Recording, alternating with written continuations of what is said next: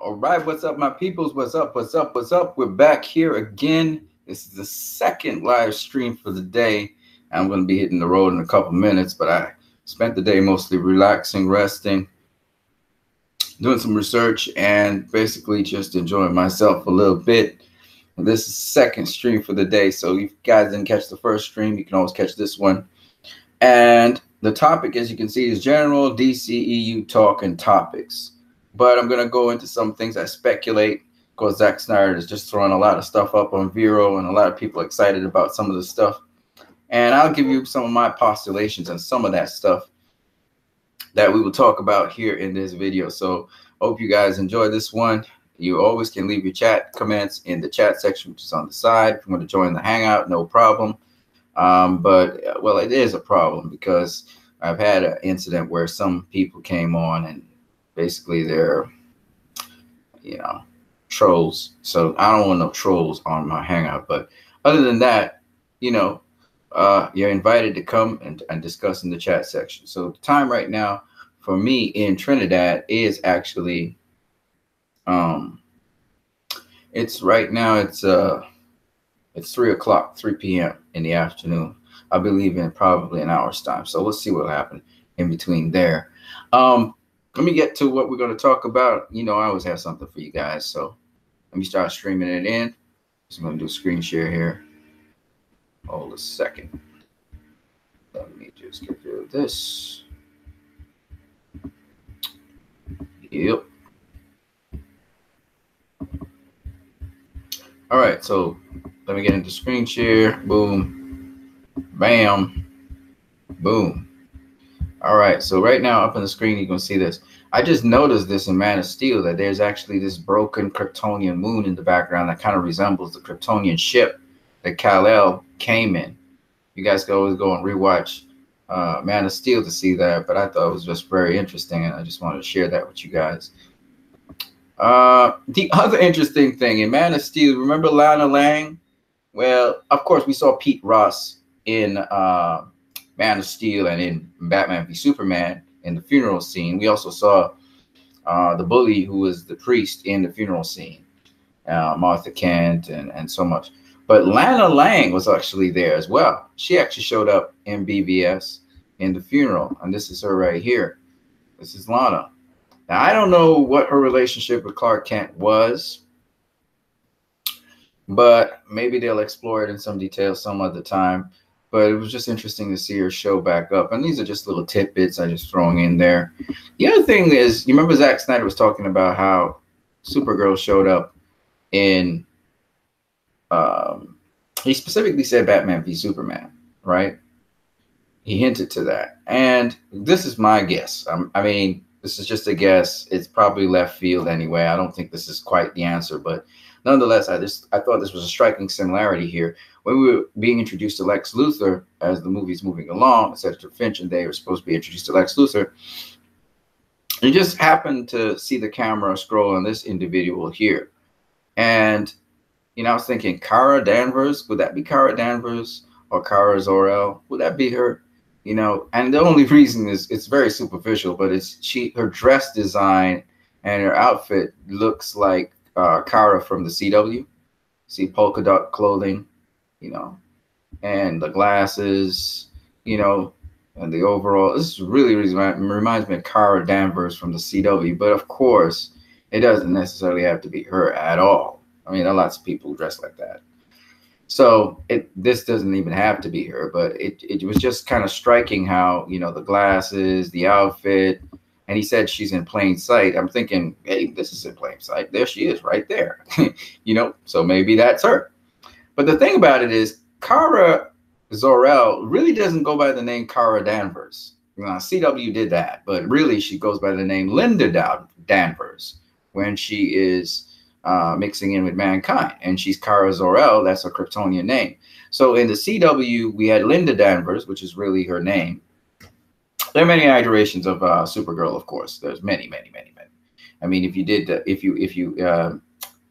you read the Return of Superman comics, after his death and return, there was an alien that was actually Supergirl as well. that again, Supergirl seems to be somewhat associated with Lex Luthor. Here we are in the Smallville, and again, Kara was kind of speaking with Lex here, so it's not surprising. Now this is her without her, shall I say, her concealed look, her citizen's look. So this is Kara Danvers as Supergirl here in Smallville.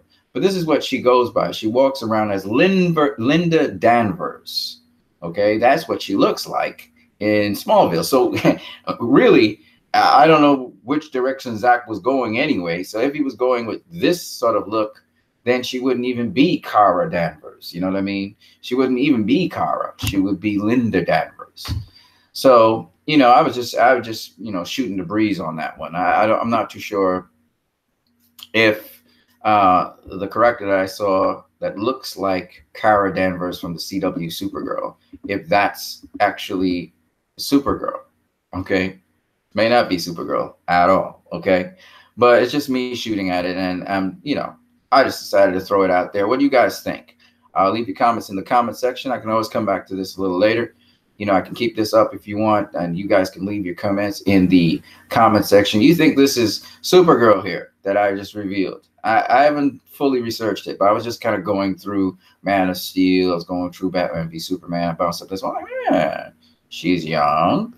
You know, Lex Luthor's around, you know, these young millionaire kind of people that, you know, maybe she's working for Lex. Who knows?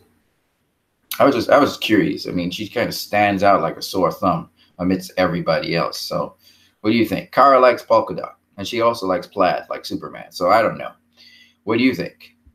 Leave your comments in the chat section, man. Let's find out what you think. Some other news. Zack Snyder was featuring again Henry Cavill. I think Henry Cavill's birthday was today or yesterday. I can't remember which one. And he showed Henry Cavill in the original Superman costume, in the original Superman. And we've been talking about Superman 1978 for a while. So it's kind of interesting that Zach would pop that up, you know. And again, I gotta say, oh, by the way, you guys, if you guys have access to Vero, you could probably ask Zach if this is Kara right here. He probably wouldn't acknowledge it, but if that's Kara Danvers. First of all, you gotta understand, Supergirl has gone by many aliases. So you know, Lois Lane has been a version of not Supergirl per se, but a version of a Superwoman.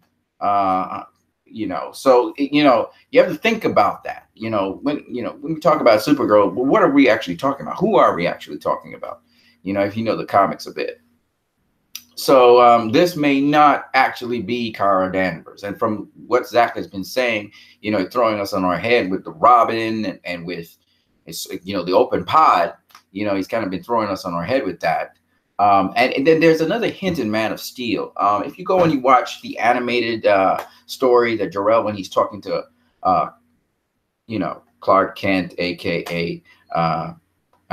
Kal-El, there's a point where you see the Superman symbol when they're exploring new worlds. They put down a Superman symbol flag.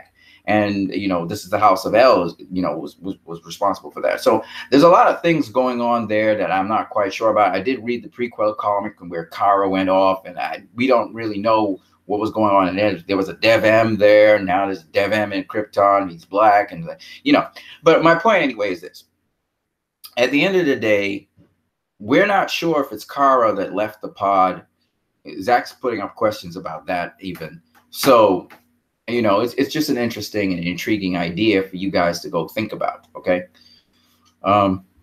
So I don't know, when you guys put 2 and 2 together, you would decide, you know, could this possibly be Kara? You know, she's talking to this guy here and she has on the glasses. She looks like, you know, Kara from the CW, and she's got that physique. She's got the buff, you know, she's pretty strong. Look at her calves and everything. She looks pretty sturdy.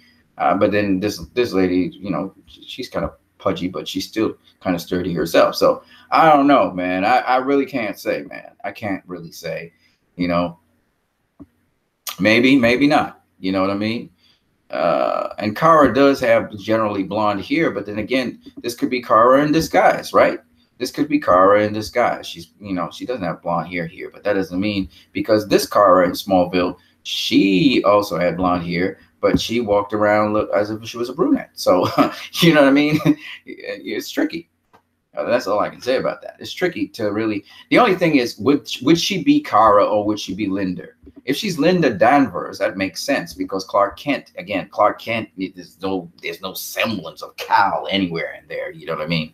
So it would make sense for her to be, Linda Danvers instead of Kara Danvers. That'd be kind of dumb because then somehow, some way, someone can trace her to her roots somehow, some way. I don't know how, but they could. So that's all I got on that. Let's see what you guys have about the DCEU. I read another article. I think Dave Ethan was the guy who presented that article talking about, I hate to go back to it, but Infinity War. And let me stop this. Can you guys see me? All right, cool. He was talking about Infinity War and that kind of stuff. And let me just see what you guys are saying on social media here. Hold on a second. Let me just put this back on social media. You guys can see me, right? If you can see me, just say hell yeah. Just remember, you can put you can chat in the chat section if you want to join the Hangout. Fine. Hold on a second. There you go. So there's been this discussion, this talk about the DCEU is done. It's done for. Because of Infinity War or whatever. And all I got to say to those people, because there's an article that's actually out there that basically speaks on that. It says basically that no, the DCEU will continue to go on for several reasons. It'll go on. And again, Dave Ethan was the guy that put it out, and he has a group on Google. You guys can go ahead and check that out. So I have a couple other things I want to discuss with you guys that has to do with the DCEU, the topics and so on. I didn't get to actually do the full breakdown of certain things, but I just want to talk about a couple other topics which I think will be useful to all of us. The first one I want to talk about is the relationship between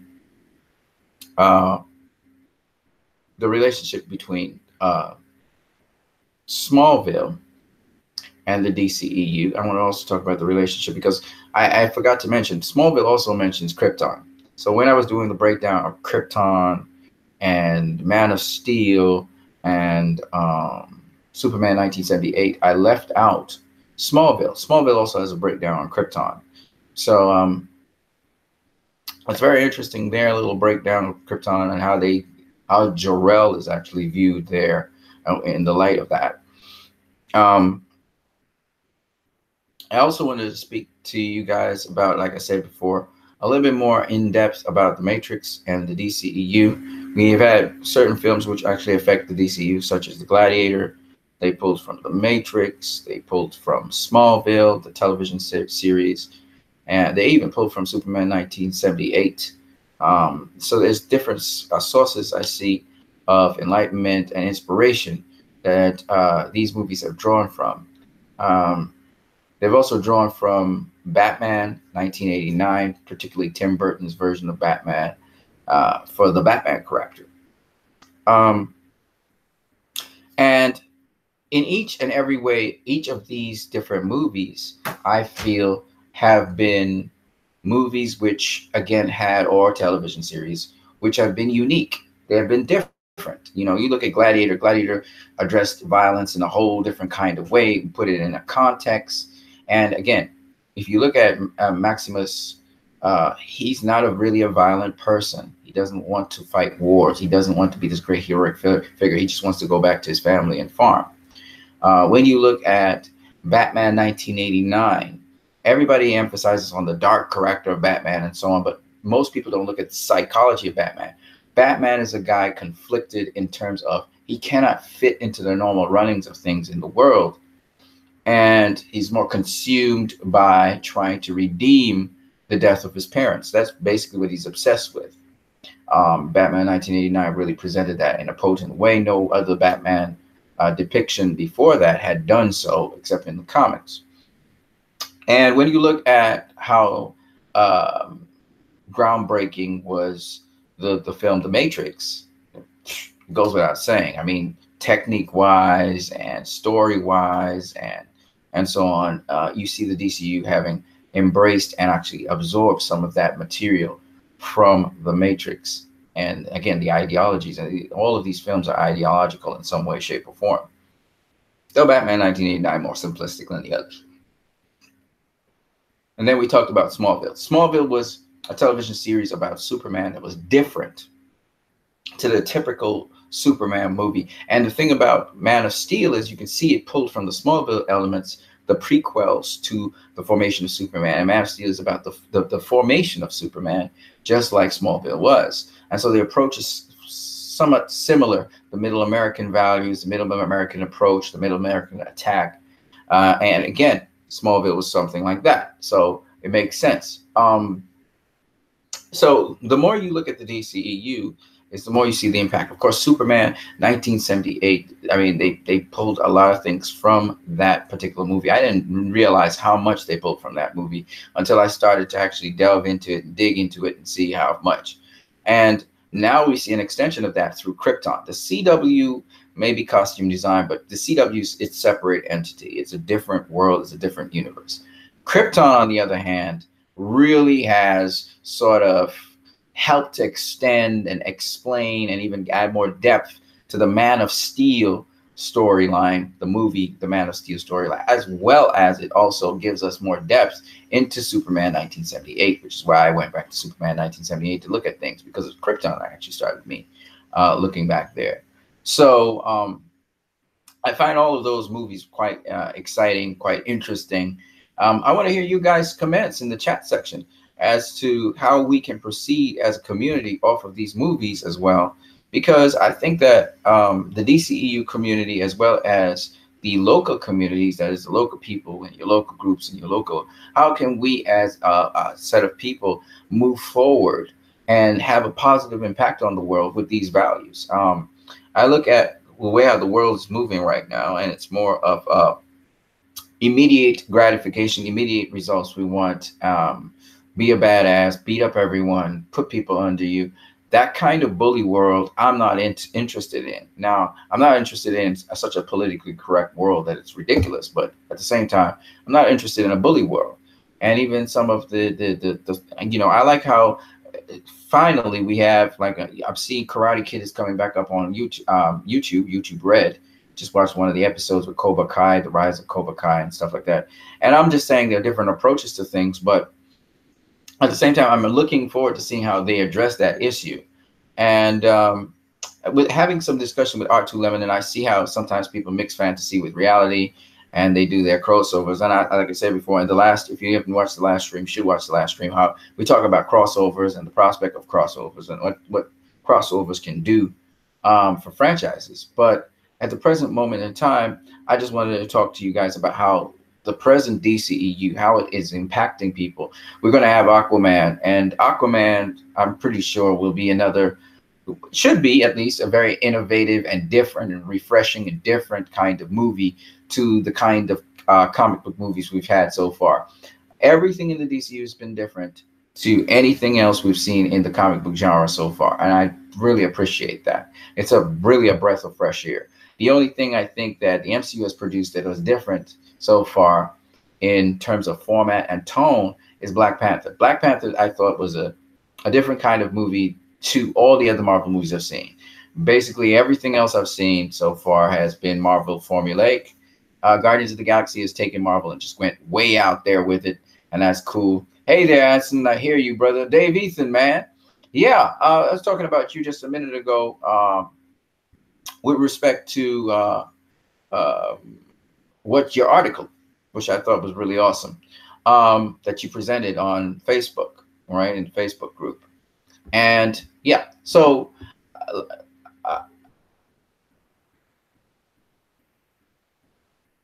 yes, and there's some people giving feedback to some of my posts on Facebook, the DCEU community. I'm in a number of groups, and so I post up a lot of stuff, and somebody just gave me feedback there. Yeah, so anyway, back to what I was saying. So when you look at movies like Black Panther, which I think are just movies that they're creating change already. Wonder Woman's creating change. Justice League's creating change. Star Wars: The Last Jedi. No matter what people say, Star Wars: The Last Jedi is creating change. It's all about change. It's all about subliminally and also conscientiously and intently, and people getting them into the cognitive realm as well as the subcognitive realm, getting them proactive.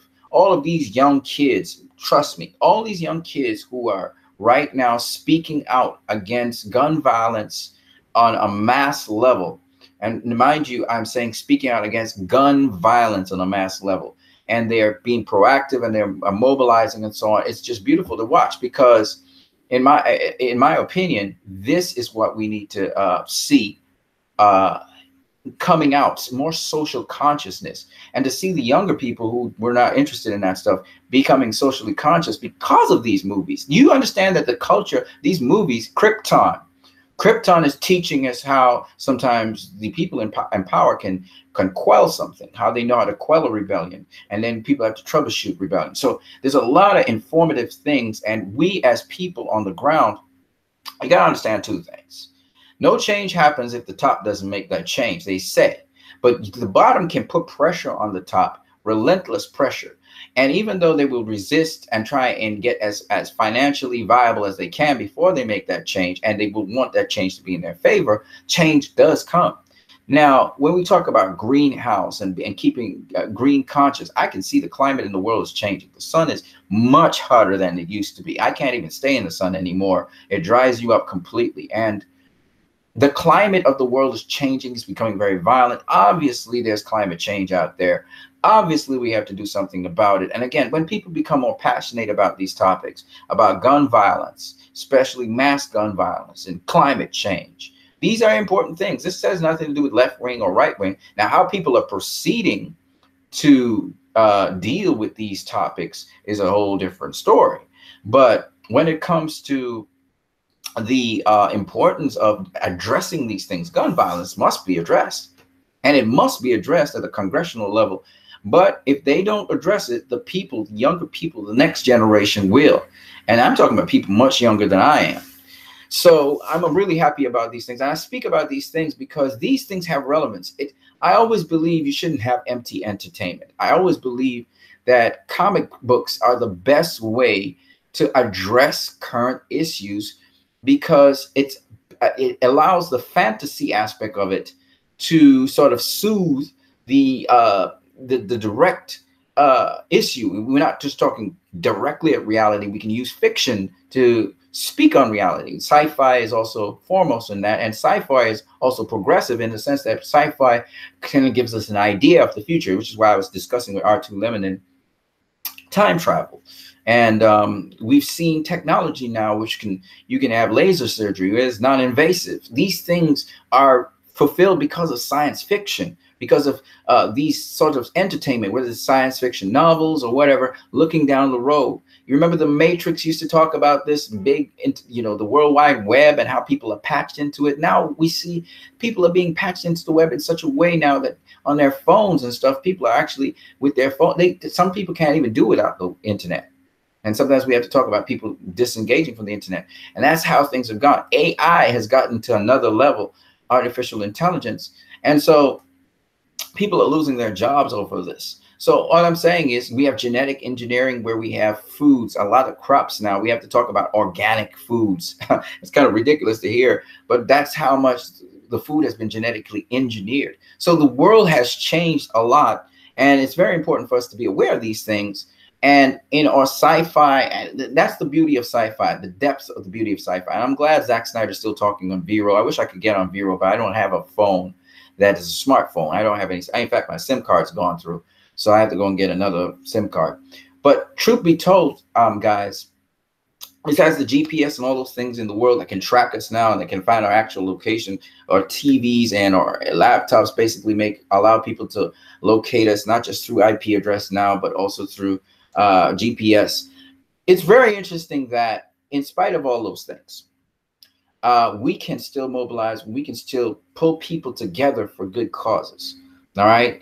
Today there was supposed to be in my community a nice little trip, and they had the advertisement on the bar that people are going out on this trip today, and it just is $150 TT, which is about that's about 20 something dollars US, which is really nice. And it's nice that's what builds communities, relationships, and that's what we have to do for people today, because the world's getting more and more out there. Zoid, you know, I've commented on so many different things, and I just wanted to put that there for the record. Now, back to what I was saying about the DCEU. I feel it's a very progressive universe. It's only 5 films in. We're going to have the 6th film with Aquaman. Looking forward to that, and James Wan, what he has to offer. And there's a couple of things I wanted to talk to you guys about. If you ever look at the Krypton ships, the ships of Krypton, that's the television series Krypton. You look at the ships in Man of Steel, and then here's the weird thing. You go and look at Star Wars. If you want to do the Return of the Jedi or the Empire Strikes Back, I don't really care which one you do, but there are certain ships that maybe I should show you what I'm talking about. I'll go look for them. But there are certain ships in Star Wars that actually resemble the ships of Krypton. Hang on a second. Let me see if I can find it for you. And I find that very interesting. Return of the Jedi ships. Okay, you might be hearing me typing. Let me see if I can find them here. Okay. Yep, there it is. There it is. Oh yeah. I want to show you this. I want to show you guys this. It's called a Nebulon B escort fighter. Nebulon B escort fighter. Check that thing out. And I'm going to show you a ship from Krypton. You guys are not going to believe this. When you see it, you're going to be like, okay, let me get the actual identification here. Hang on a second, okay? Let me get it.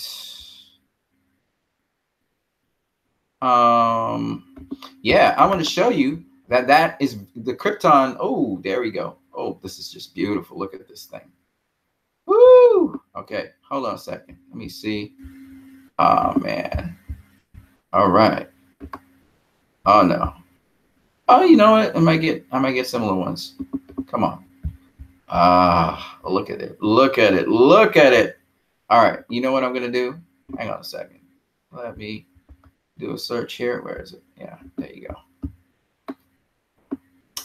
It is very similar in design and look to the Krypton.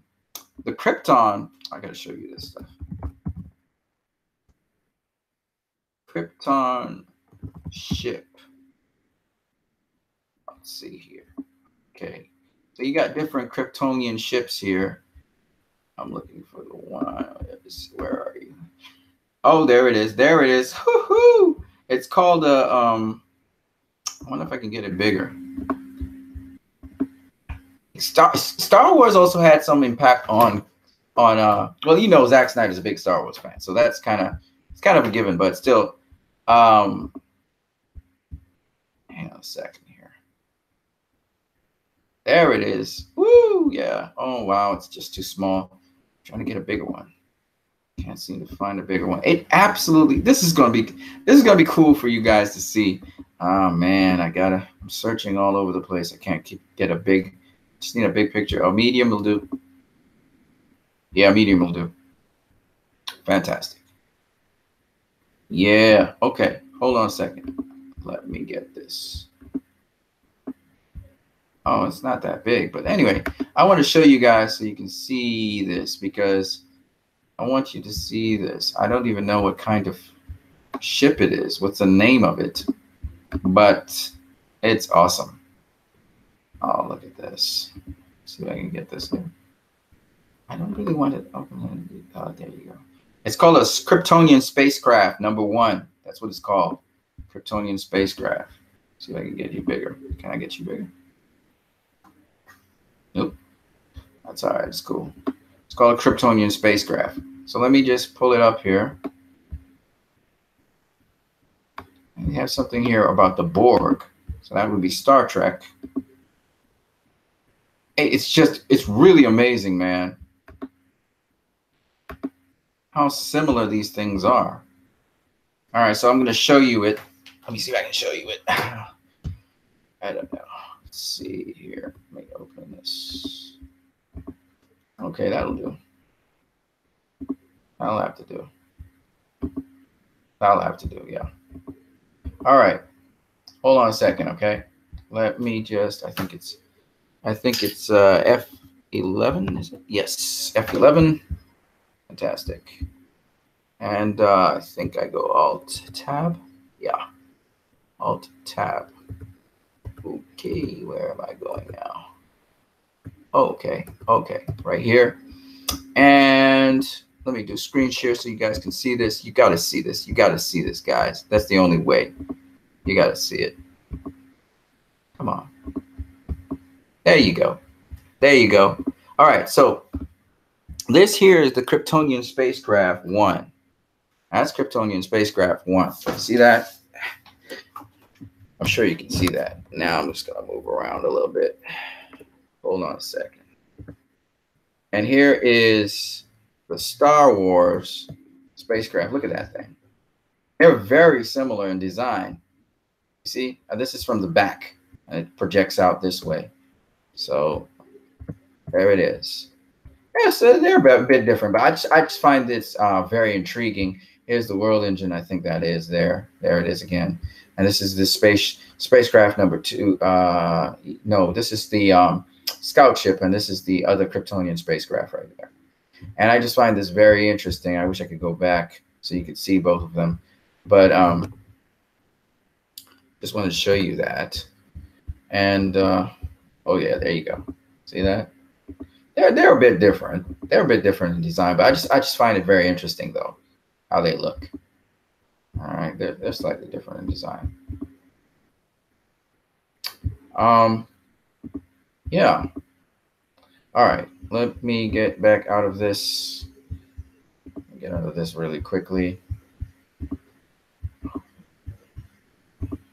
That's not all though. You got a lot of things where you wonder, you're like, well, man, is that Star Wars? What is that stuff? You know, you keep on wondering what it is. And then we have,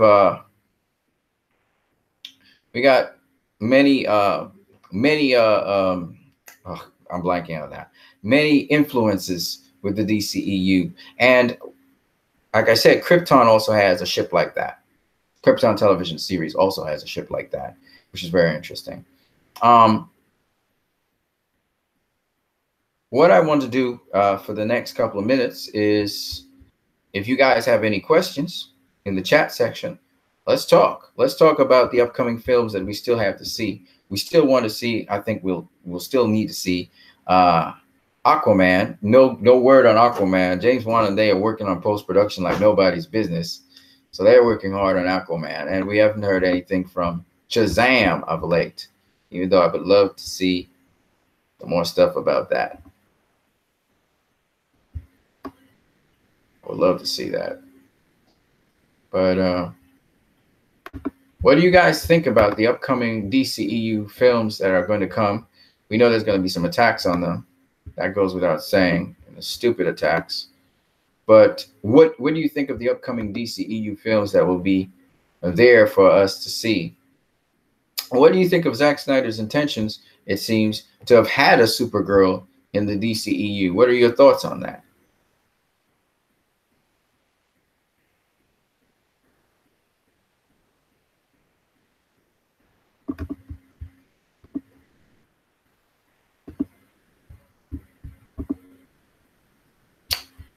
Andres Rivera, Shazam finished filming. Hype. Yeah, you were super hype about that. I heard that Shazam is near post-production. All right. So they got a lot of post-production work to do. You know, that takes a lot of time, post-production work. I hope they do a pretty good job with that. Andres Rivera. Welcome, Andres. Shazam finished filming. Hype. Cool, cool, cool. So we have 2 movies that are basically principal photography is done, and they're already working on post-production right now. They're working on Aquaman. Aquaman is going to have a lot of CG work, post-production work. And so that should be very interesting. I would love to see how everything turns out there. I've heard that they've been riding sharks and all kinds of crazy stuff to be going on in that movie. So I'm looking forward to that. Andres Rivera, man, what do you guys think? What do you guys think about, like I said before, not only Shazam and Aquaman, but also some of the other upcoming DCEU movies that will be on the slate later on? Of course, I think Supergirl in the DCU is going to be cool and awesome. Yes, but again, we don't know if she will be called Kara Danver. I don't think so. I don't think she'll be called Kara Danver like the CW Kara. I think it'd be more Linda Danver, more like Smallville, I think.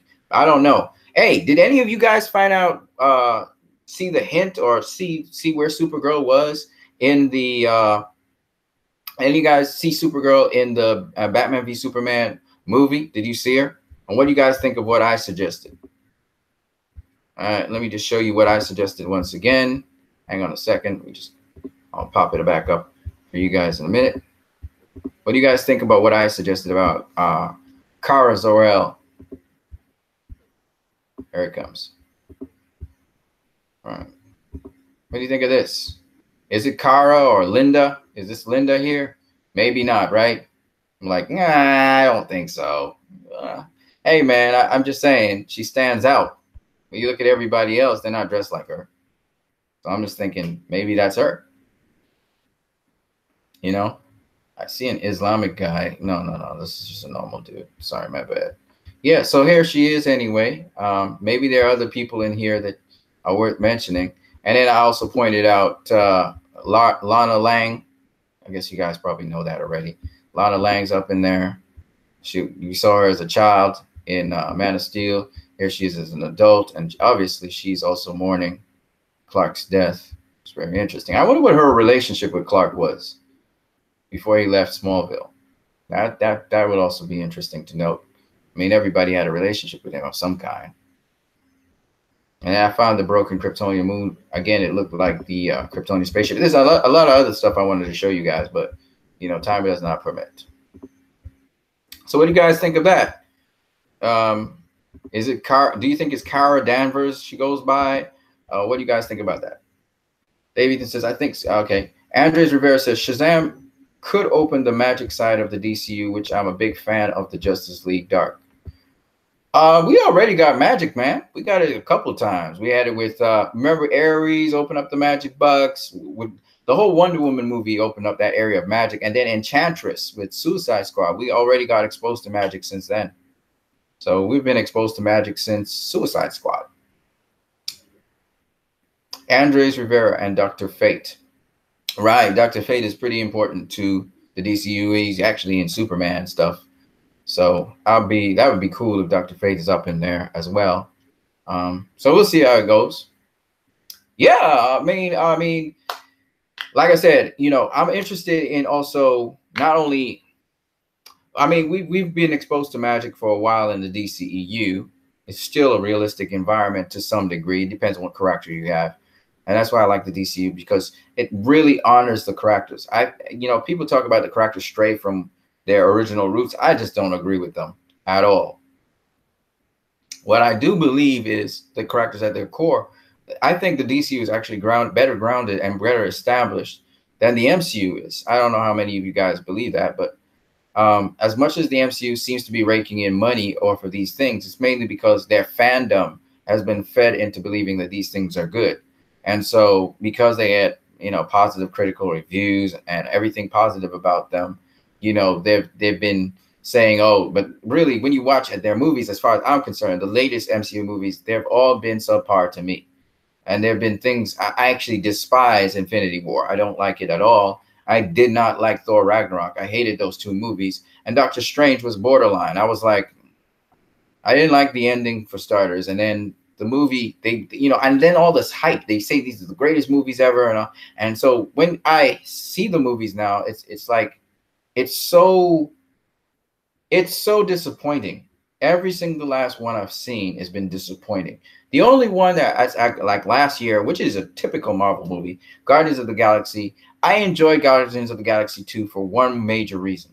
Their characters really match up, in my opinion, to what they want to portray. There are this crazy bunch of wacky people in a wacky universe that doesn't have to make sense. So I'm cool with that. That's like a Warner Brothers Porky Pig and Daffy Duck and Bugs Bunny. I feel like it's a kind of analog to that. Not so wacky as those things, but it is sort of like that. And I'm cool with that. I'm like, yes, fine. I can live with that. If that's what you're trying to portray, fine. But that was all, to me, that's only fitting to those characters. You can't take a character like Doctor Strange or like Thor especially, and just, you know.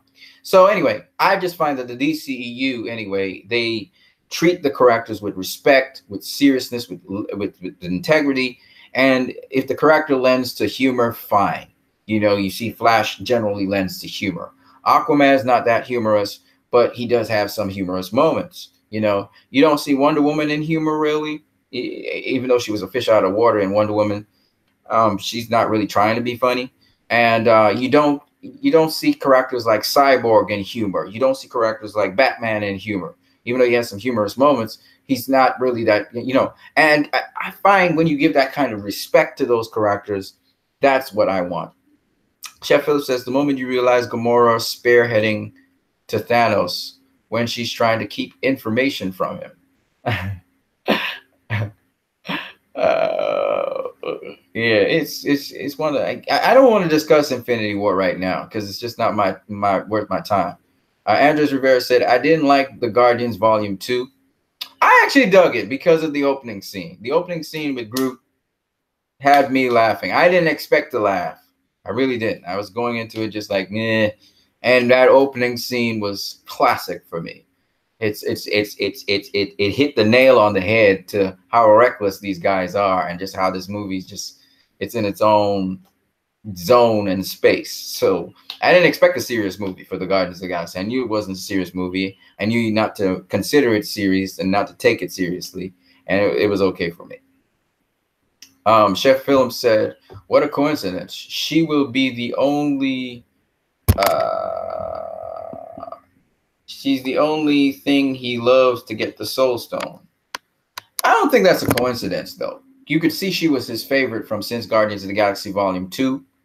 Okay? And even from Guardians of the Galaxy, the first Guardians of the Galaxy movie, where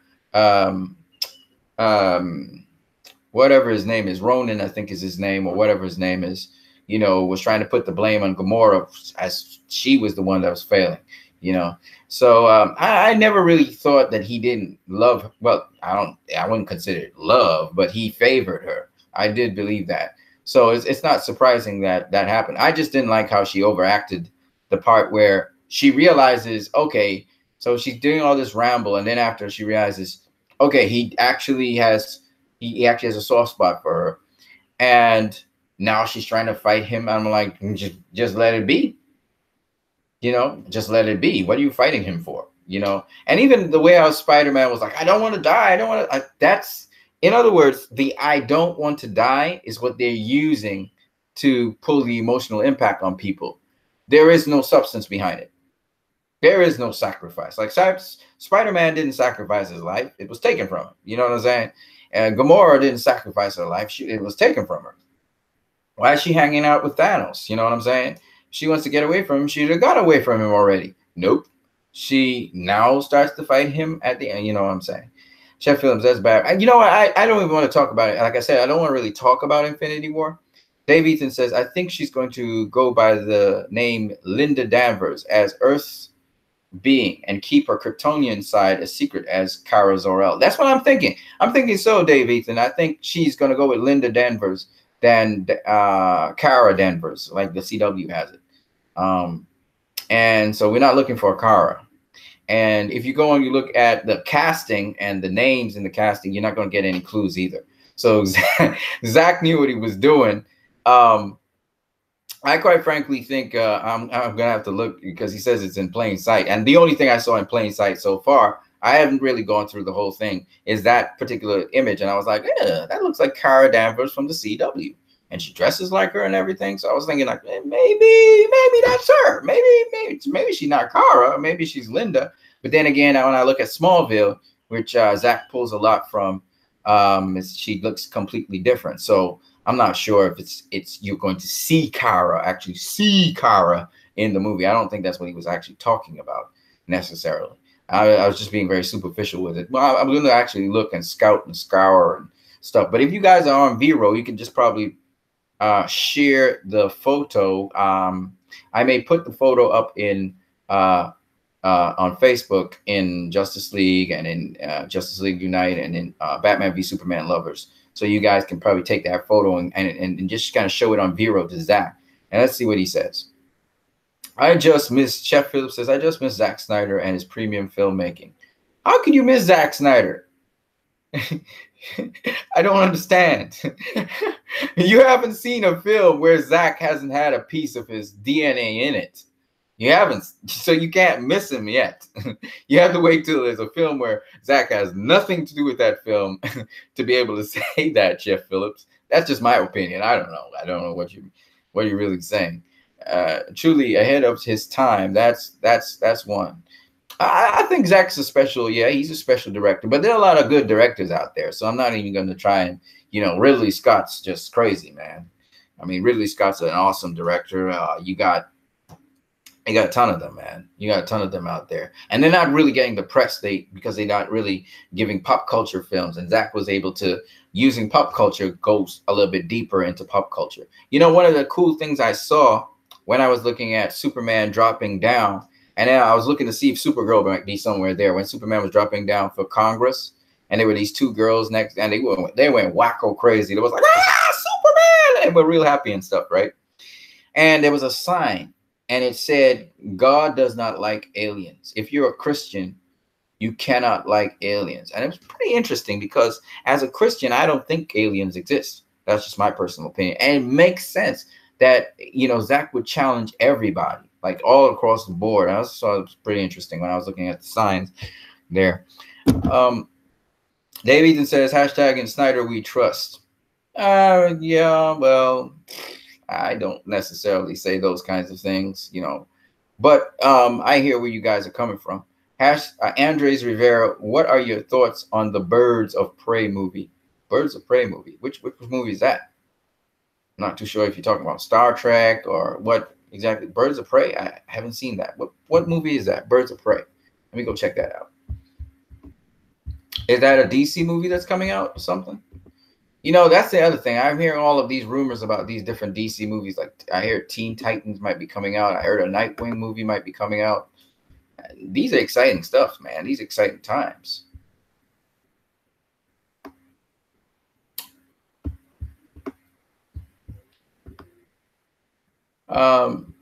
Apparently, the upcoming episode of Krypton, somebody saw it already.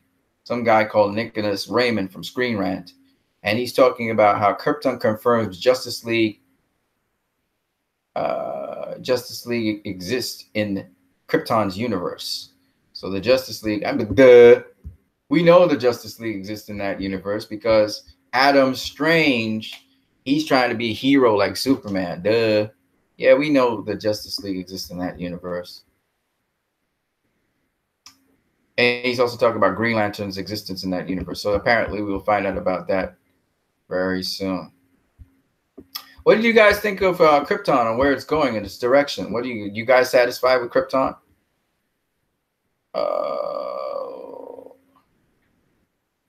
The all-female DC movie. I didn't even know about Birds of Prey. Oh man, I must be way in the dark. I never heard of that. So there's an all-female DC movie that's coming up, Birds of Prey. What happened to Gotham City Sirens? Is that still on? Andres Rivera says with Batgirl. Okay. A lot of people make a big hoopla about Bat this and Bat that. I'm not really into all of that. I'm going to be honest with you.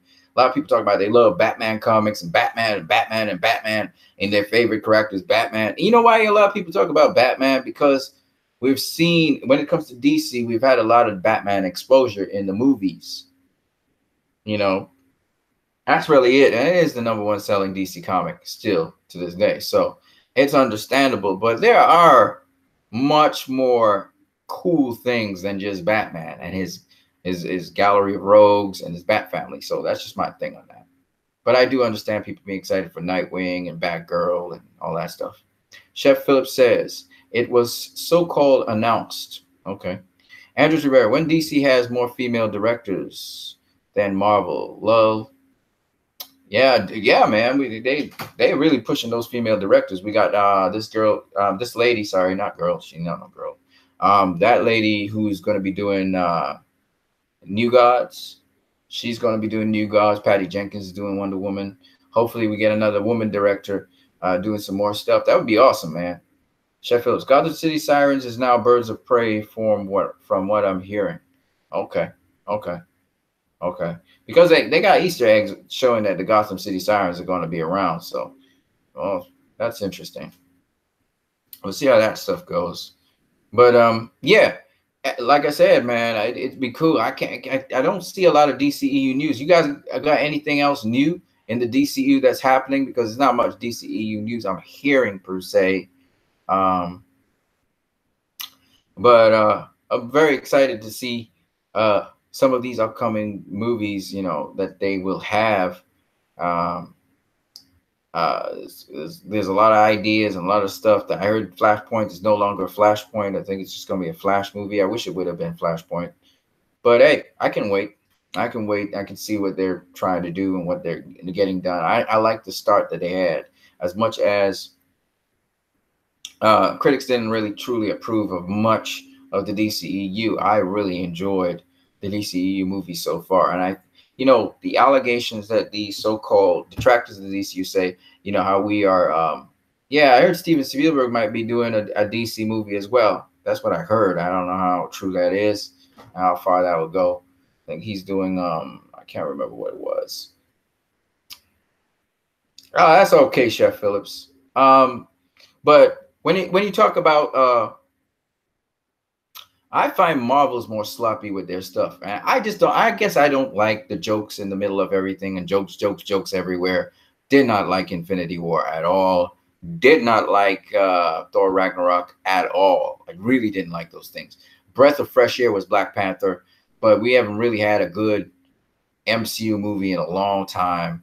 At least I don't appreciate those MCU movies so far. There's just a lot of jokes. And their stories are riddled with plot holes, in my opinion. I don't like that. The Blackhawks, right? The Blackhawks would be a follow up to. Hopefully, it'll be a follow up to Etta Candy's little crew that found the mother box, right? Hopefully, I don't know, but that should be interesting. A lot of stuff on the DCU slate. We'll see what comes next. We know. Two movies between now and next year. One is at the end of this year. We got to wait till quite to the end of this year, and we then have one in the beginning of next year. So it's a long wait for us, man. Man, it's gonna be hard, but we're gonna see what we can do. In the meantime, you know, I'm a Cyborg fan as well. That's the character I mostly identify with. But you know, I'm going to have to find a way to just keep on trying to keep, you know, amped about these DC films because they're pretty far away, you know. But yes, like you said, Chef Phillips, the last few MCU films, they're not paying attention to detail. I would say also that there's no significance to the films. Like you take Thor with his patch, he had the patch over his eye, then they just come and just drop an eye back in him, you know. And I'm not into that kind of stuff. He was looking like his dad, and now they kind of just went down another road with that. And so it's to me, everything that's significant with Thor just becomes shallow, and I don't like those kind of stuff. Dave Ethan says, I got to go. I'm going to catch a movie, Infinity War. And yes, Black Panther is the best Marvel movie yet. Yeah, man. I thought you saw Infinity War already, Dave Ethan. You didn't see it yet. Oh, man. Sorry about that. You go ahead and enjoy yourself, man. In the cinema, once again, people, the difference between me and other people is I want people to enjoy whatever they see, okay? If you like Infinity War, then go enjoy yourself. Have a ball. Me, I didn't. And I can tell you why. And for me, I don't like those kinds of movies, okay? But if you like that kind of thing, cool. I mean, more power to you.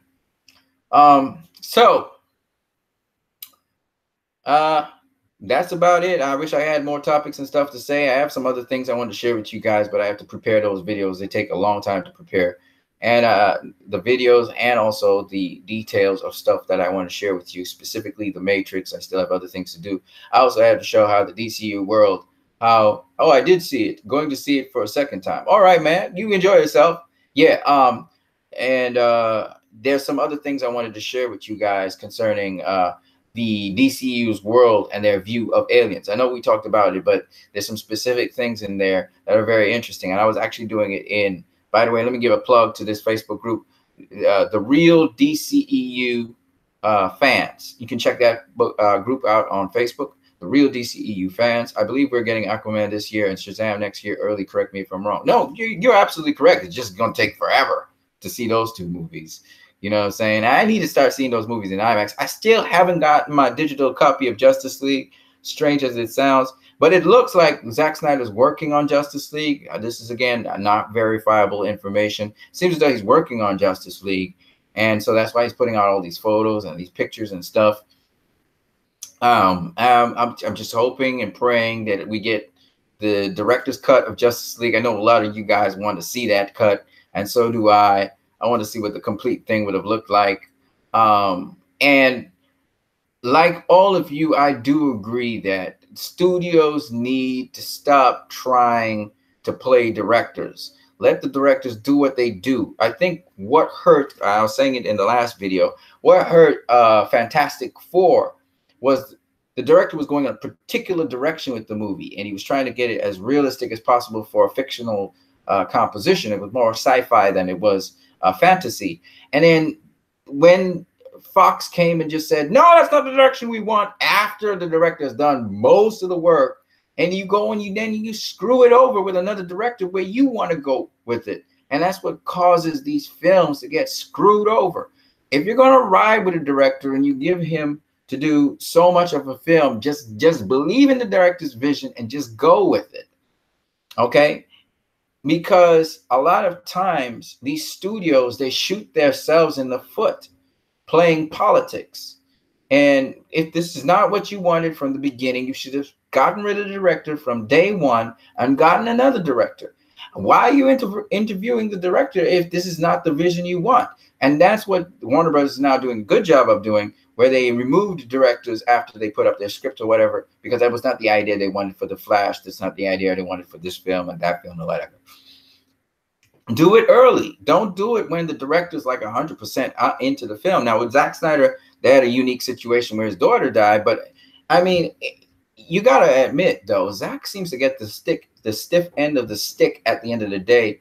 And it's tough, man. And he's still going to get his, you know, Warner Brothers and him, they seem to have a pretty, I don't know what it is, but they have a pretty good relationship with each other. And it seems as though Warner Brothers is going to help him still get his own movie out. That whole director's cut thing, he and Junkie's going to work it out. But why do you have to screw over a freaking movie first? I say screw over, but it wasn't really screwed over. Justice League is a pretty decent movie. But still, why do you have to screw over a movie first? I mean, we watched all this stuff, and man, I was blown. Man, I was ready for Justice League before Justice. After that sneak peek, that was it. I was ready for Justice League.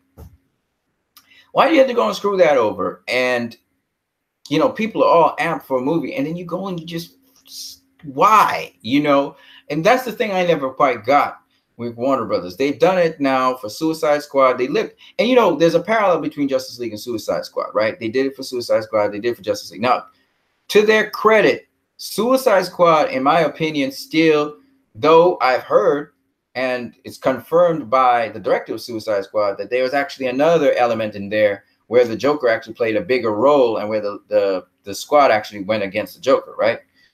And that was left out. But it's still one of those things where at the end of the day, Suicide Squad still benefited from it. So it still made some money. It made some good, decent money. Justice League barely made some money. And, you know, of course, there's all the media and the backlash and the haters and all of that stuff. And then you got the fans who they fed into that stuff and all. But at the end of the day, it still wasn't the movie, of course, that we were expecting, all of us, right? Everybody can agree on that. But I had reasonable expectations because I knew, okay, it's a different director. It's a different musical director as well. I heard Danny Elfman's soundtrack. I was not impressed by it at first. And so I understood it was going to be a different take. So I was going into the movie now saying, is this shit like Thor Ragnarok? That's what I was saying in my head. I'm like, am I going to get Thor Ragnarok? Trust me, man. You guys got to understand. Thor Ragnarok traumatized me. So I was going into the movie now saying, if this thing is anything like Thor Ragnarok, where it's just jokes, jokes, jokes, and I am going to curse, right? And I left the cinema pleasantly surprised. There were certain things which, of course, annoyed the crap out of me, but I understood, you know, different director, different music, and just different direction. So I just took that as it was. Now, looking back at it, of course, I want the Zack Snyder cut. That goes without saying. I'm still going to buy the Justice League theatrical version. I'm absolutely going to buy that. I haven't bought it yet. Absolutely going to buy that. But don't ever think that that's the be all and end all. Hell no. I need to see a Snyder cut. So hopefully Zack Snyder's working on the Snyder cut. If he isn't, then Warner Brothers needs to get punched in the face. No disrespect to Warner Brothers, because they gave us so much good films, but they need to get punched in the face, because you're shooting yourself in the foot if you don't put out a Snyder cut. I mean, you got to put out a Snyder cut. You got to put it out between now and next year. You know, that's just a given. But oh my God. And for those of you who have seen Infinity War, if you agree with me on this, I think Infinity War is worse than Thor Ragnarok. So, I'm just saying, man. I'm just saying that when you talk about good movies, man, that's what you want. Poor Carl Urban in that movie. Carl Urban. Who's Carl Urban? I don't even know who Carl Urban is. Des and Troy. Who's Des and Troy? Who's Des and Troy? Carl Urban. Carl Urban is Wet Hand 98. Damn, I wish my black people felt this serious about the gov that oppresses all people daily, but I guess Marvel is more important. Marvel is more important. Wet Ham 90. Damn, I wish my black people felt this serious about the gov that oppresses all people daily, but I guess Marvel is more important. I'm not too sure what exactly you're talking about right now, Wet Ham 90. Maybe you can clarify yourself there, man, so that I can understand. But what I can say is, I'm a black person myself. I don't know which government you're talking about. So I don't know specifically what you're talking about, but put them together and it's destroyed.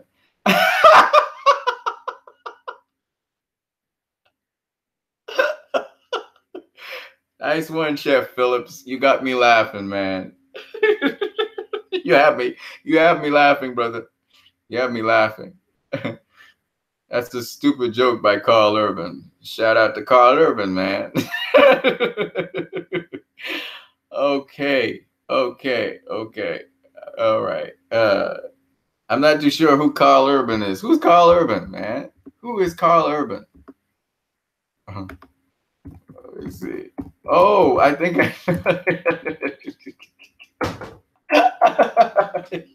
you're talking about Thor Ragnarok. Oh my God. Carl Urban has acted in some movies, he was pretty good in. I can't remember what movie it was. Let me see. He was good in a particular movie. I'm trying to remember what movie it was. Oh yeah, he was in Xeno Warrior. He was in Xeno Warrior. I knew that face from somewhere. Yeah, he was in Xeno Warrior Princess. He was also in Star Trek, wasn't he? He was in Star Trek. Was he Scotty? Wasn't Carl Urban Scotty in Star Trek?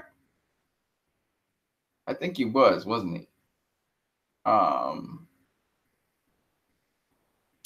Let's see here. Oh, he was actually in Lord of the Rings as well. And Chronicles of Riddick. Yeah, he was the bad guy, Valko. Yeah. He was Kirill in The Bourne Supremacy.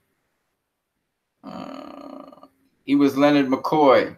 He was the Doctor in Star Trek. Cool. All right. Yeah.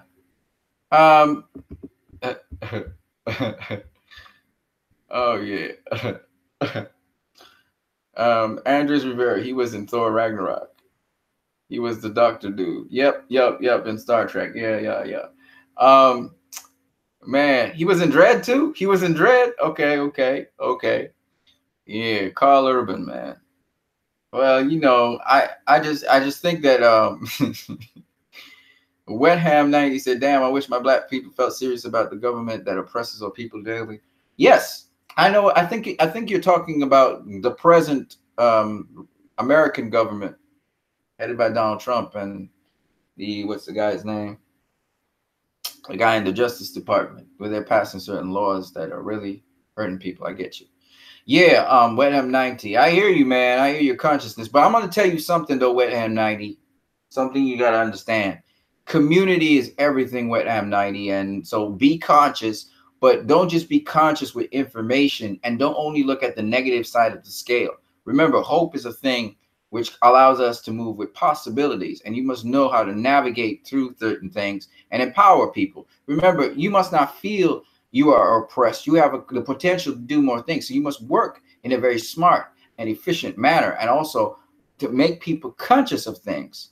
But I hear you, Wet Ham 90, and that's why this channel is all about communities, not just black communities, but all communities. Of course, I do believe black people should have their own communities with their own financing as well as all other races do. And there's nothing wrong with that. And I would suggest to people, especially black folk particularly, and I say black folk because a lot of black people are very a lot of black people are very entertaining of other people of other cultures and races and stuff, and they have some of them have no business sense whatsoever. A lot of them are in the service industries. A lot of them don't have that understanding of the economics of a community. And I just say to my black people, my black folks, and I have no problem saying because I'm a part of the black diaspora, I would say to you, you have to understand how economies and financing happen in communities, and that's what empowers you.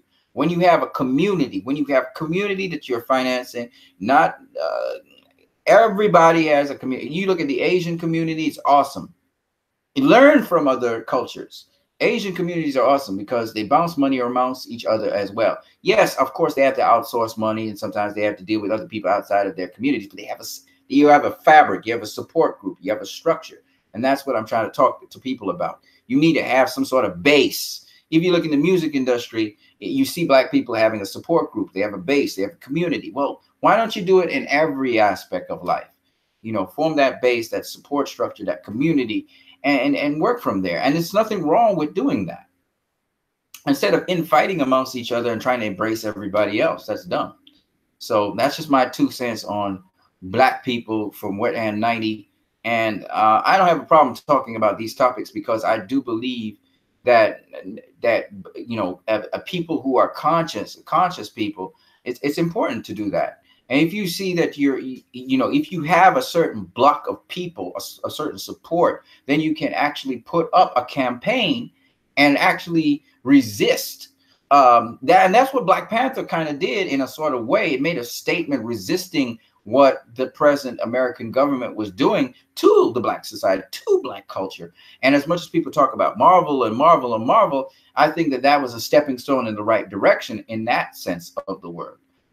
Even though I do agree that you have to watch Star Trek, not Star Trek, Star Wars, The Last Jedi for how to mobilize yourself. If you're looking at comic books, that is, mobilizing yourself. And then you have to understand that sometimes a step forward may be a step backwards, that, you can't afford to give up, and that sometimes you have to save the war for another day. So I'm just saying all of these things to Wet Ham 90 because I feel that I feel you on the statements you're making about Marvel in terms of what they had to offer. But I do believe Black Panther has a lot to offer in terms of strategy, in terms of open-mindedness to these particular issues you just mentioned, because it does suggest it's not very deep. I mean, it's not it gives you a stretched outline. You have to iron out the details, and it will be dependent on your community, your group of people. And again, communities, you can belong to more than one group. So a lot of times people think that when we talk about these things, they're mutually exclusive. That means to say,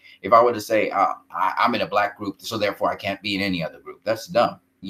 You can't, no one group can exist by itself alone. And, that's what, it's foolish to think that racism and Aryanism teaches us that only one group of people can. It's not possible.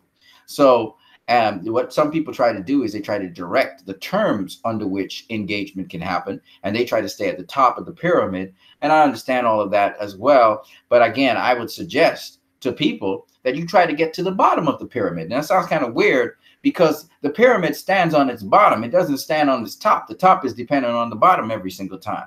And so if you are smart, you will understand to be with the masses, always your ears to the ground, always at the lowest level. But because you're at the lowest level, you support all the other levels because you drive traffic. It's interesting. I'm just saying something here that I don't think a lot of people think about. And it's a concept that's a little bit different to how other people think. But most people who are in service understand it a lot better than other people who are not in service. And if you're in business, then you have to appeal to the masses, which means you have to become sort of servant to them. What do they want? Now, Marvel, the MCU tries to do that, but it doesn't do it with any, I think, my personal opinion, ethical basis to really grow the base, except for that movie Black Panther. They knew they had to come good with Black Panther so it would trickle over to Infinity War. So Black Panther has a lot of really good things it's saying, and it's speaking out against certain things, very good topics, and the approach that is necessary as well. It suggests a certain approach. So it's very much an opinionated film, but it's not just about Black matters at all. It goes beyond that. Anyway, Andres Rivera says, we need him in the DCU so we can forget his poor role in Thor. You're talking about Urban? Okay. Let me put you this way. Urban tried his best in Thor. He did. He tried to do a really good job in Thor. The problem was, I think the movie, you couldn't take all the characters in Thor seriously. And he tried to be a serious character, playing a serious role. You could tell he constantly was sober. There was no jokes really poked at him. And another, Idris Elba, he also did a remarkable job acting in Thor. I thought these two characters really did a great job. Even in Infinity War, Idris Elba, once again, did a very good performance as far as I'm concerned. His death felt, for what he had, it felt pretty weighty. So Idris Elba has done I even like Idris Elba's role in The Dark Towers. I didn't particularly like the guy who was the head bad guy in The Dark Towers. I thought that they kind of undersold him, but Idris Elba, once again, he did a pretty good job in The Dark Towers. So, these are really good actors, and you really believe them. You really believe the role that they're playing in these movies. They really add that gravitas to the role. Idris Elba, he really did a good job there. I gotta give him his props. He really, you feel for the character in some way, and how he kind of moved Hulk out of there down to Earth, with the last bit of energy he had. It was pretty impressive. Chef Phillips, an awesome Dread. If you haven't seen that one, you should. And Andres Rivera says, also, Idris Elba is free now. Lol, WB contract his agent. Probably they'll contract him. Maybe he'll be a Green Lantern. Maybe he'll be, I could see him being John Stewart. Maybe not, But at the end of the day, he's a very, very good actor. He has this certain aura about him that makes you convinced that his character, even when he did this movie, which was something Horizon, not Event Horizon. It was that sci-fi as well, with the machines where you walk in them and you move those machines. I think they're having a sequel, if they haven't had the sequel out yet. I didn't particularly like it, but Idris Elba, he as the director of the thing, he was good, man. He was very, very good. He kind of held up that movie. He's kind of like he's got this certain charisma to him that's really, really, really great. So yeah, I just wanted to do that, guys, with you guys. It's 4:14. I got to get out and go to work. But, these are some fantastic people. They even took the guys who did Spider-Man Homecoming. Pacific Rim, that's the name of it. Yeah, I was never really hot up on Pacific Rim, to be honest with you. But Idris Elba in that Pacific Rim, he made the story, man. He made the story fit together. Very convincing actor. And then his daughter was in it. You know, the story with his daughter in it. I thought it was uncanny and unlikely. I liked it. I liked the spin on it. It was good. It was good. So, you know, Pacific Rim to me is a crappy movie, but you take Eldris Elba and you put him in a movie, it makes the movie, you know, bump up a couple notches. So that's, he couldn't save Infinity War, but he wasn't in Infinity War very long anyway. But he did kind of boost up the Dark Towers as well. So, you know, I like Eldris Elba. But as I was saying, you know, when you look at the DCEU, it's the substance in it that I really enjoy. And I'm looking forward to some other DCEU properties, other DCEU movies, other DCEU. Oh, Krypton, of course, really got my attention. CW, I'm not interested in. And Spider-Man Homecoming, 6 different writers. Oh, really? Okay. But I didn't, again, you don't hear me mention Spider-Man Homecoming for 2017 because I didn't particularly like Spider-Man Homecoming. I said it was a good movie at the time and I reviewed it, but I was just being very patronizing about it. I really personally, after watching it a couple times, didn't particularly like it. I was watching it, a good friend of mine on Facebook, and he was talking about he had to go back and watch Spider-Man Homecoming because of the suit and the features on it and stuff like that. And I was like, I don't really even care about that, you know, just because Spider-Man Homecoming doesn't really have much substance in it again. These movies are more entertaining to some degree, but then after you watch them, that's it. You go back to watch them for what exactly? Nostalgia? I mean, there's nothing more to get from them. And so that's the thing with these movies that I don't really particularly care about, you know. And then I already knew the plot for Infinity War, so it was like, and then when I watched Infinity War, I couldn't get through the first couple minutes of Infinity War. I just couldn't take the barrage of jokes that break up serious moments, and then you can't really carry on with the story. I don't know how people can watch that thing, man, and actually enjoy it. I don't understand. I can't understand movies like that. It feels incoherent to me. So it took me a grueling, I mean, it was a painful, grueling, it felt like 6 hours watching this bag of stuff. And I was like, gosh, man, it was a horrible experience for me. That's why when I went on that rant about Infinity War and it's a lump of this and a lump of that, it was because I just did not enjoy it at all. And then don't ask me to rewatch it. And I've seen everything. I know everything inside of Infinity War. I know what happened. I don't need to see it again. You know, and I just, it grates against every logical part of me. You know, it's like you have to suspend your reality multiple times.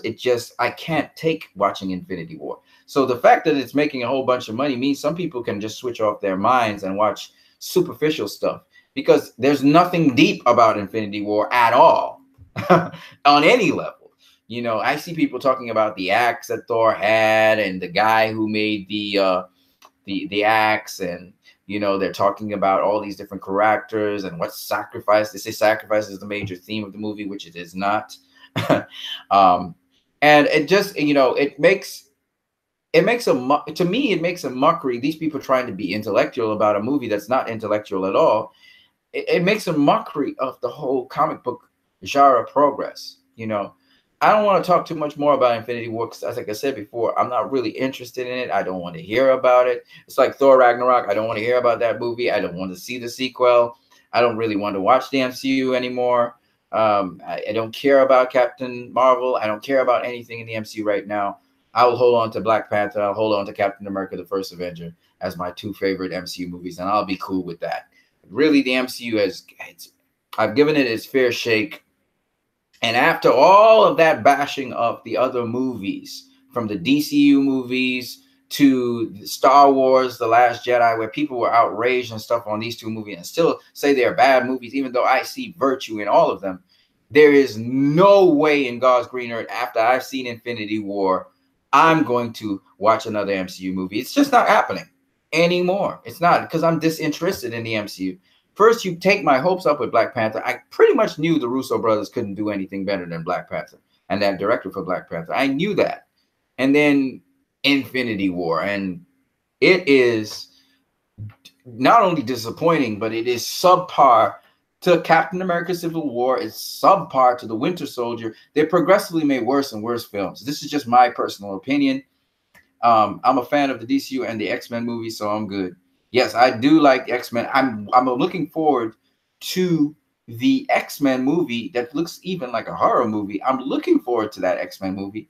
You know, it's and even like the television series on FX, that the X-Men television series. Not so much Legion. Legion, I don't really like Legion, but I do like that X-Men television series that they have out there.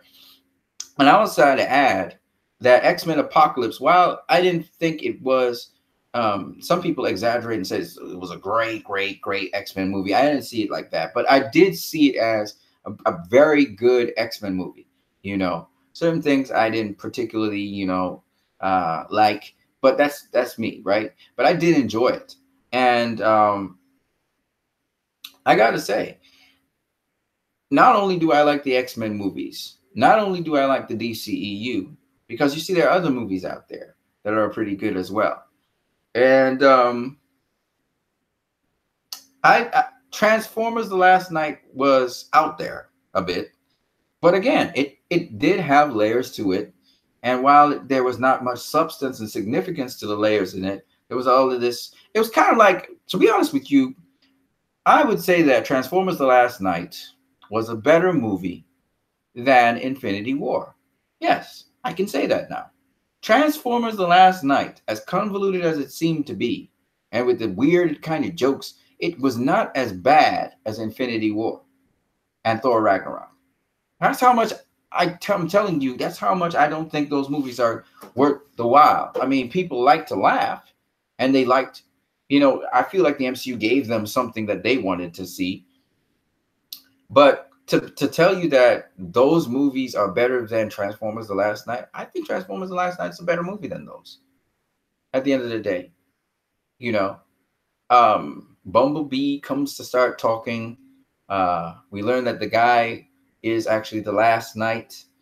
You know, it's not much substance to the movie, to be honest with you. There's just, you know, about aliens and people accepting them or rejecting them. That's the interwoven plot that actually came through the other Transformers stories. So actually Transformers actually progresses. It actually has a thematic progression to it that's building to a head in Transformers The Last Night, which the MCU movies don't have, which makes it, I think, a notch up from any MCU movie except for Black Panther and Captain America the First Avenger. And some people will throw in Iron Man. Okay, I'll throw in Iron Man too. Iron Man was not Iron Man 2, but Iron Man was a pretty good start to the MCU as well. Well, that's about it. I don't see really much other movies that were really, really good. I mean, Civil War was better than Transformers The Last Night, and because it actually had some kind of inherent value in it. The Winter Soldier a little bit better as well. But that's about it. I mean, all of the other MCU movies just don't appeal to me. These MCU movies are the reason I didn't like comic book movies. These are the reasons. When I look at X-Men, I enjoyed X-Men. Oh yeah, X-Men. I enjoyed X-Men. Almost all the X-Men movies at the time. I stopped watching X-Men somewhere around 2008 or 2009. Then I started back watching X-Men with Days of Future Past. I think was the one that I started looking back at, and then Apocalypse. And the X-Men movies always have that beautiful, you know, tension between Xavier and Metallo. So I always enjoy that. And then you had Logan, and Logan wasn't bad at all. Probably the best Wolverine movie out there. And so, you know, I'm looking forward to Generation X. And they have the Black Phoenix that's coming out as well. I'm looking forward to those. I'm also looking forward to, yeah, Logan. Logan was good. That's what I'm saying. Logan was good. And that sets up Generation X, you know, and this sort of horror sort of thing, which is interesting. I'm digging it. I'm liking it. Superheroes with powers, but yet it's a horror movie. I like that. That spin is really interesting. They're trying to do Venom. I'm not really interested in Venom, to be honest with you. A lot of people said they're interested in Venom, but after watching the trailers, I'm not interested in it. Doesn't mean it won't be a good movie, but I'm just not interested in it. And Deadpool 2, I'm not interested at all in Deadpool 2. I've never been interested in Deadpool. Sorry about that, folks. The meta humor, the meta humor nonsense, I'm not into that. That's what I hate about the MCU and Deadpool. He got expletives and stuff, but it does not impress me. Guardians of the Galaxy, where they impressed me was because they were awkward and wacky as hell. You are awkward and wacky, you're gonna get me. But you know, I mean, I wish the best for Deadpool. By the way, I hope it's successful, but I'm not. That's not my thing at all. You know. So, but all those Deadpool fans out there, they'll go and support it, I'm sure. So that's what I got to say about these things. And the movies, man. If you're looking at depth, look at this.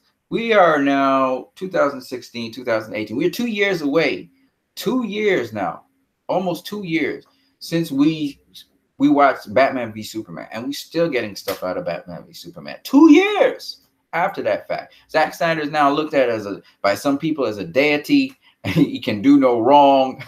Of course, he can do wrong, but I see him as a man. But the point is, you know, it's just so cool how much stuff you got out of Batman v Superman. And it's definitely going to be a legend. It's going to be a legacy. It's going to be not just a cult classic. It's going to be a classic for all time. People are going to look back and say, how did these people not like this movie? You know, just like how we say it for Alfred Hitchcock's Vertigo and so on. How could people not like that movie? You know, and The Hills, not Sound of Music, the other one, which people actually at the time didn't like, you know what I'm saying? Still talking about Batman v Superman to this grade. Crazy. Yeah, it's a legendary movie, my friend.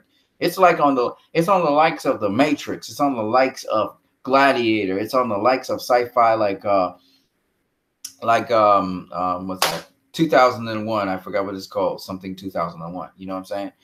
It's on the likes of those levels, man. Zack Snyder puts so much work into all these movies that you still can find new things every single day. That's what makes these movies rewatchable. There's so much stuff he put in there, you know, and I love how realistic it, you know, even when I was looking at the little, you know, the spaceship in which Superman was zooming past the galaxies, and it was like watching a documentary on this space probe passing through the universe. You know, it looks real. You could believe that this thing is real. And that's the cool thing about Zack Snyder. He makes you believe that this thing is real. This can actually happen.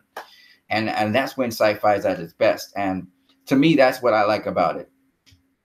I need more Jesse Eisenberg, Lex Luthor. I love him. Yeah, man. Now, I did not like Lex Luthor. Jesse Eisenberg's cool, but I didn't like Lex Luthor.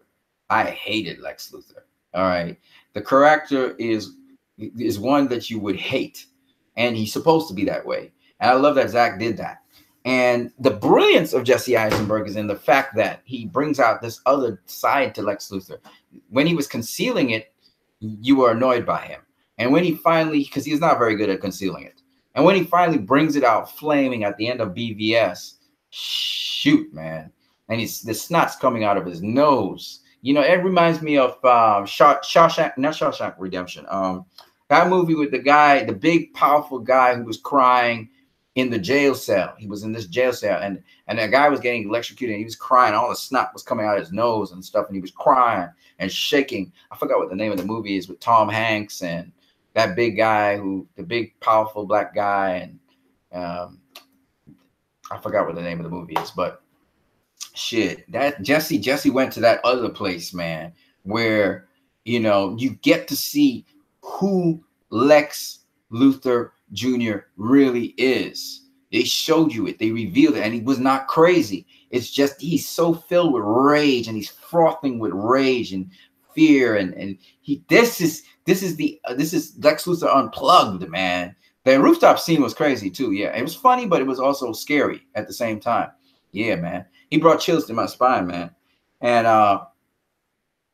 it's just brilliant. It's brilliant. And the other scene that I thought was really cool with Jesse Eisenberg was the scene where he introduces Clark Kent to Bruce Wayne. And he literally thumps Clark Kent on his chest, and he says, you know, this is one, you don't want to mess with this guy.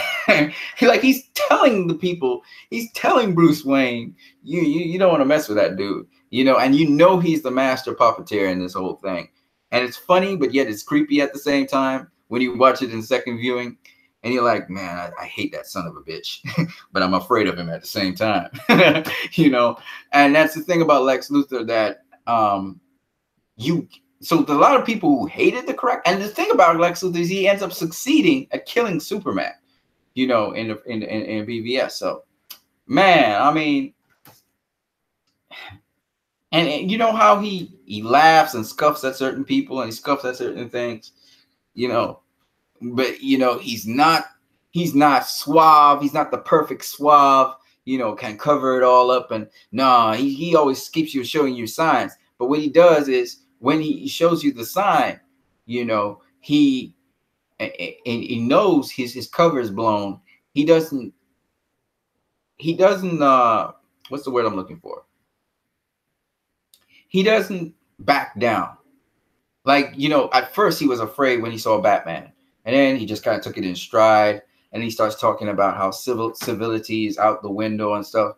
He kind of almost reminds me of I hate to say it, but he reminds me of a skinny version of Donald Trump, but he's much more calculating, and he's going to still have his way. Like Lex Luthor is always going to have his way, and he's always a couple moves ahead of the game. And that's the kind of guy. It's a guy that you would love to hate. He's kind of like JR from Dallas. I went way back into the 80s right there. Those of you who know Dallas, you know JR. And that was somebody who people really loved to hate.